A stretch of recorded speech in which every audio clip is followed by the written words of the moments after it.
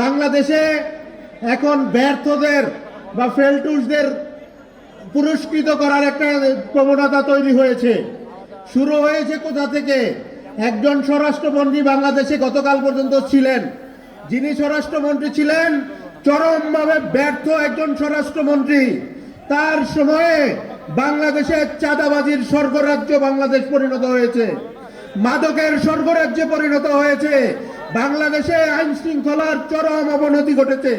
তারপর দেখলাম তাকে প্রমোশন দিয়ে স্থানীয় সরকার বিষয়ক মন্ত্রী বানানো হলো। আমরা জানতে চাই, ব্যর্থতার কি পুরস্কার হবে নাকি শাস্তি হবে?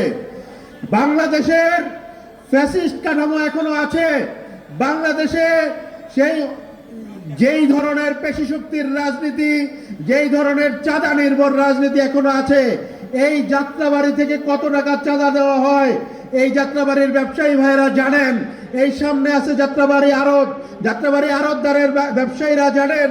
এইখানে বাস স্ট্যান্ডের ভাইরা জানেন, মার্কেটের ভাইরা জানেন যে কত টাকা তাদের চাঁদা দিতে হয়। এই চাঁদাবাজি, এই লুটতরাজ করার জন্য আমার এই যাত্রাবাড়িতে 50-এর অধিক ভাই বোন শহীদ হয় নাই। আমার ভাইয়েরা জীবন দিয়েছিলেন একটা নতুন বাংলাদেশের স্বপ্নে। আমার ভাইয়েরা জীবন দিয়েছিলেন বাংলাদেশে আর কখনো কোনো চাঁদাবাজের উত্থান হবে না, বাংলাদেশে আবার কখনো দলীয়করণের রাজনীতি হবে না, বাংলাদেশে আবার কখনো 17 বছর মজলুম ছিলাম এই যুক্তি দিয়ে জুলুম করব, এই ধরনের বাংলাদেশের রাজনীতি হবে না। এই জন্যই বাংলাদেশে একটা গণ অভ্যুত্থান হয়েছে। বাংলাদেশের এই গণ অভ্যুত্থানের পরে আমরা দেখলাম একটা নতুন বয়ান যে আমরা 17 বছর মজলুম ছিলাম, এই জন্য এখন আমরা যা ইচ্ছা তা করব। এখন আমরা চাঁদা তুলব, এখন আমরা ব্যবসা দখল করব, এখন আমরা লুটতরাজ করব, এখন আমরা বিদ্যুৎ কোম্পানির, তেলের কোম্পানি, ব্যবসায়ীদের সাথে কমিশন খাইয়া রাষ্ট্রীয় প্রতিষ্ঠানগুলোকে দুর্বল করে ফেলবো। বাংলাদেশে তেল থাকবে না, গ্যাস থাকবে না, বিদ্যুৎ থাকবে না, কিন্তু আমরা রাজকীয় আসনে বসে থাকবো। ওই ধরনের যে মানসিকতা, এই মানসিকতাকে কবর দিয়ে বাংলাদেশে একটা গণঅভ্যুত্থান হয়েছে। কেউ যদি মনে করে ওই কবরের ভূত আবার বাংলাদেশে জাগিয়ে তুলবে, তাহলে তিনি বোকার স্বর্গে বসবাস করছেন। শুধুমাত্র ওই কার্ডের দোহাই দিয়ে জনগণকে বোকা বানানো যাবে না, নিজেই জনগণের ইতিহাসে রাস্তা করে নিক্ষেপিত হবেন।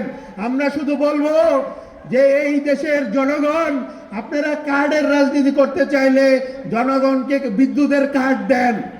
আপনারা কার্ডের রাজনীতি করতে চাইলে আমার মা বোনদেরকে গ্যাসের কার্ড দেন।